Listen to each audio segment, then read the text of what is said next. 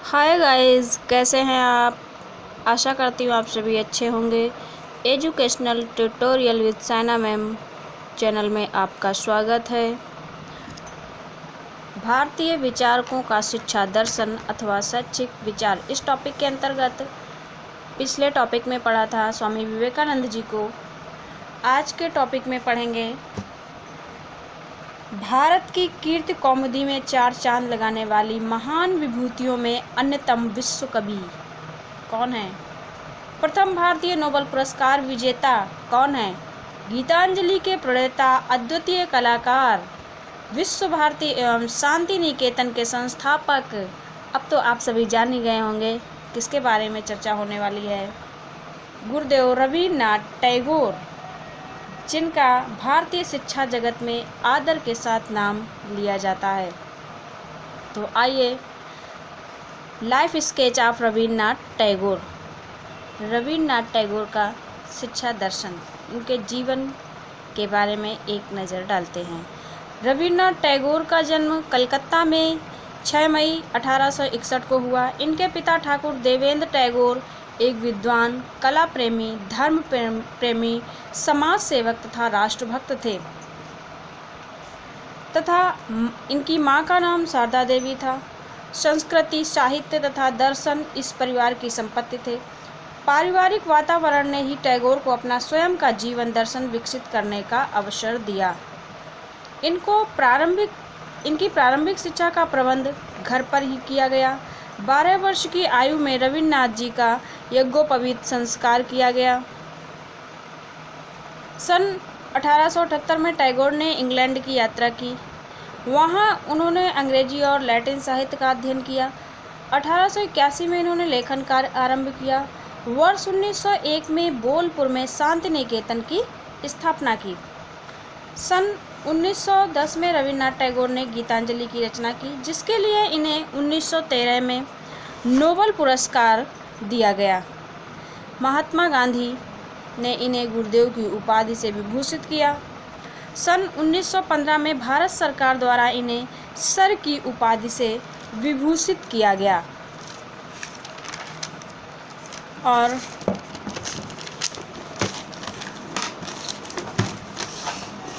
सन 1921 में शांति निकेतन विश्व भारती विश्वविद्यालय के रूप में विकसित हुआ। तो ये था रविन्द्रनाथ टैगोर जी का जीवन परिचय। भारत का यह अनमोल रत्न सन 1941 में इस संसार से विदा हो गया। आइए देखते हैं रविन्द्रनाथ टैगोर जी का शिक्षा दर्शन। टैगोर जी महान मानवीय गुणों से परिपूर्ण थे। उन्हें विज्ञानों तथा मानव शास्त्रों का बृहद ज्ञान था। वे विश्व को सर्वोच्च शक्ति के रूप में स्वीकार करते थे। टैगोर का मांडूक्य उपनिषद की सत्यम शिवम सुंदरम अद्वैतम की धारणा में विश्वास था। वे मानव की सेवा को मनुष्य का सबसे बड़ा धर्म मानते थे। गुरुदेव टैगोर के मुक्ति के संबंध में विचार अत्यंत व्यापक थे। वे मनुष्य जाति को सामाजिक, आर्थिक तथा राजनैतिक कष्टों से मुक्ति दिलाना चाहते थे। कवि हृदय वाले रविन्द्रनाथ टैगोर जी प्रकृति के सौंदर्य में ईश्वर के अस्तित्व की अनुभूति करते थे। टैगोर जी एक महान प्रकृतिवादी थे, परंतु उनके दर्शन में मानववाद, उदारवाद, आदर्शवाद की भी झलक दिखाई देती है। आइए इसके बाद देखते हैं रविन्द्रनाथ टैगोर जी के शैक्षिक उद्देश्य। रविन्द्रनाथ टैगोर जी के शैक्षिक उद्देश्य क्या थे। शिक्षा के विभिन्न उद्देश्यों का वर्णन हमें उनके विभिन्न लेखों में मिलता है। कभी कभी उन्होंने परोक्ष रूप से भी शिक्षा के उद्देश्यों की चर्चा की है। तो टैगोर के अनुसार शिक्षा के उद्देश्य कुछ इस प्रकार हैं। सबसे पहला उद्देश्य इन्होंने बताया है शारीरिक विकास, यानी कि रविन्द्रनाथ टैगोर जी के अनुसार शिक्षा का उद्देश्य होना चाहिए शारीरिक विकास करना। टैगोर ने अपने एक लेख में छात्रों के अस्वस्थ रहने पर चिंता प्रकट की। टैगोर छात्र जीवन से ही स्वस्थ शरीर को विशेष महत्व देते थे। स्पष्ट है कि टैगोर के अनुसार शिक्षा का प्रथम उद्देश्य शारीरिक विकास है। टैगोर जी का मानना था कि अगर व्यक्ति का शरीर स्वस्थ रहेगा तो उसमें स्वस्थ मस्तिष्क का निर्माण होता है, और स्वस्थ मस्तिष्क का निर्माण ही कुछ भी सीखने में सफल हो पाता है। इसके बाद उनका दूसरा उद्देश्य था बौद्धिक विकास।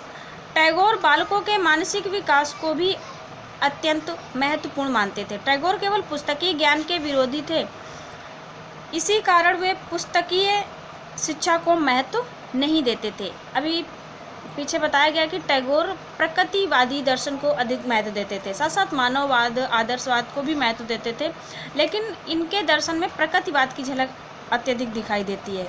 तो ये भी प्रकृतिवादियों की तरह पुस्तकीय ज्ञान का विरोध करते थे और पुस्तकीय ज्ञान को महत्व नहीं देते थे। टैगोर ने अपने लेखों में स्वतंत्र चिंतन का वर्णन किया है। वे स्वतंत्र चिंतन के समर्थक थे। उनके अनुसार बालक की स्मृति पर अधिक भार नहीं डालना चाहिए। इसके विपरीत उनके चिंतन एवं कल्पना की शक्तियों का विकास किया जाना चाहिए। प्रकृति और जीवन से प्रत्यक्ष रूप से ज्ञान प्राप्त करने की योग्यता टैगोर जी के शिक्षा दर्शन का प्रमुख आधार है। इसके बाद अगला उद्देश्य क्या था? नैतिक तथा आध्यात्मिक विकास। टैगोर जी के अनुसार अनेक आध्यात्मिक मूल्य होते हैं। इसमें एक अनुशासन है। अनुशासन व्यक्ति की नैतिक शिक्षा के लिए आवश्यक है। टैगोर जी आदर्शवाद में भी विश्वास करते थे, मानववाद में भी विश्वास करते थे। तो टैगोर जी का मानना है कि शिक्षा का उद्देश्य नैतिक तथा आध्यात्मिक विकास होना चाहिए। बालक का नैतिक विकास होना चाहिए, आध्यात्मिक विकास होना चाहिए शिक्षा के द्वारा। तो ये आध्यात्मिक मूल्य किनको मानते हैं? जैसे अनुशासन। अनुशासन व्यक्ति की नैतिक शिक्षा के लिए आवश्यक है। अगर व्यक्ति का नैतिक विकास करना है तो उसे अनुशासित होना अत्यंत आवश्यक है।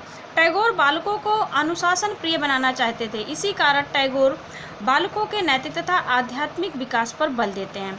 वे वास्तविक अनुशासन पर बल देते थे। वास्तविक अनुशासन से टैगोर का तात्पर्य था आंतरिक अनुशासन, यानी कि टैगोर जी के मत में अनुशासन क्या था? टैगोर के विचार में अनुशासन क्या था? आंतरिक अनुशासन या आत्म अनुशासन की बात करते थे। बालक में आंतरिक अनुशासन होना चाहिए या आत्म अनुशासन होना चाहिए, स्वयं से अनुशासित हो बालक। इस प्रकार का अनुशासन तपस्या तथा साधना का परिणाम होता है। अनुशासन बालकों के पूर्ण विकास में सहायता पहुंचाता है। शिक्षा का उद्देश्य बालक को स्वतंत्र बनाना होना चाहिए। उन्होंने लिखा है, श्रेष्ठ शिक्षक की विशेषता यह है कि व्यक्ति को अपना दास न बनाकर स्वतंत्र बनाती है। यानी कि अगर श्रेष्ठ शिक्षक कोई है तो श्रेष्ठ शिक्षक की विशेषता क्या है कि वह व्यक्ति को अपना दास नहीं बनाता है बल्कि स्वतंत्र बनाता है वह शिक्षक। अंतर्राष्ट्रीय दृष्टिकोण का विकास अगला उद्देश्य। शिक्षा का अगला उद्देश्य क्या था? बालकों के अंदर अंतर्राष्ट्रीय दृष्टिकोण का विकास होना चाहिए। टैगोर जी के अनुसार शिक्षा का उद्देश्य बालकों में अंतर्राष्ट्रीय दृष्टिकोण का विकास करना मानते हैं। टैगोर संकीर्ण राष्ट्रीयता पर विश्वास नहीं करते, इस प्रकार उनको अंतर्राष्ट्रीयवादी भी कहा जा सकता है। टैगोर के शिक्षा दर्शन की एक विशेषता यह है कि उन्होंने पूरब और पश्चिम में संबंध स्थापित करने का प्रयास किया है। यानी कि पूरब और पश्चिम, भारतीय शिक्षा और पाश्चात्य शिक्षा, उनके द्वारा स्थापित विश्व भारती विश्वविद्यालय सच्चे अर्थों में विश्व भारती है। आज इसमें देश विदेश के छात्र पढ़ने आते हैं। टैगोर द्वारा संस्थापित विश्व भारती अंतर्राष्ट्रीय केंद्र है। इसमें विश्व संस्कृति का समन्वय मिलता है। इसके बाद अगला उद्देश्य है वातावरण और शिक्षा। शिक्षा का उद्देश्य वातावरण कैसा होना चाहिए? टैगोर की दृष्टि में स्वयं वातावरण ही पाठ्यपुस्तकों, विद्यालय संगठन तथा समस्त क्रियाओं से अधिक महत्वपूर्ण है। टैगोर जी का मानना है कि पाठ्यपुस्तकें महत्वपूर्ण हैं, विद्यालय का संगठन महत्वपूर्ण है, विद्यालय में होने वाली समस्त क्रियाएं महत्वपूर्ण हैं, लेकिन कहीं इनसे अधिक वातावरण महत्वपूर्ण है शिक्षा के उद्देश्य को प्राप्त करने के लिए।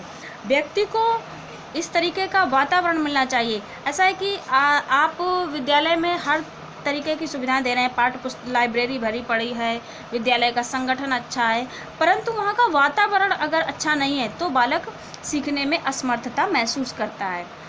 वे यह मानते थे कि सुंदर वातावरण में बालक के सृजनमूलक जीवन का निर्माण संभव है। शिक्षाप्रद वातावरण में ही नवीन परिस्थितियों के अनुसार बुद्धि के उपयोग का सम्यक अवसर मिलता है। आइए देखते हैं टैगोर जी के अनुसार शिक्षा का अर्थ। टैगोर जी ने शिक्षा का अर्थ अपने शब्दों में क्या बताया है। Meaning of education according to Tagore. Tagore ने अपने काल की शिक्षा को दोषपूर्ण बताया और शिक्षा के व्यापक रूप पर बल दिया।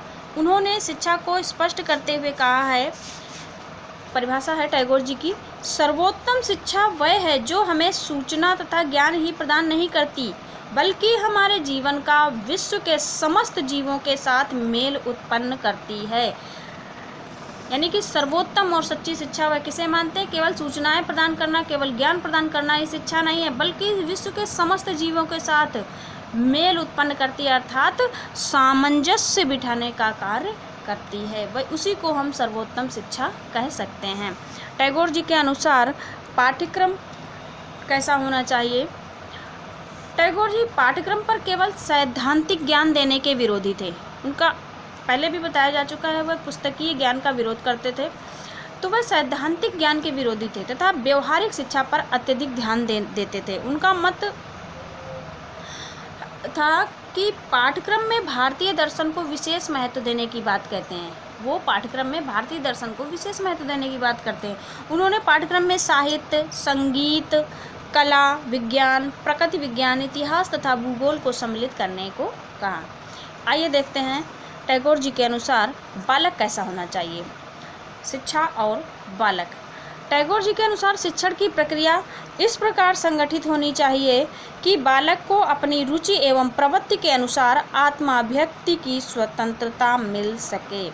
यानी कि बालक की प्रवृत्ति कैसी होनी चाहिए? आत्माभिव्यक्ति, यानी कि बालक अपनी अभिव्यक्ति कर सके, अभिव्यक्ति की पूर्ण स्वतंत्रता होनी चाहिए, ऐसा बालक होना चाहिए। ऐसा नहीं कि क्लास में बालक है और वह कुछ क्वेश्चन करना चाहता है, कुछ पूछना चाहता है, परंतु उसमें अभी इतना विकास नहीं हुआ है कि किसी के समक्ष खड़े या टीचर के समक्ष खड़े होकर के अपने प्रश्नों, अपनी जिज्ञासाओं को शांत कर सके।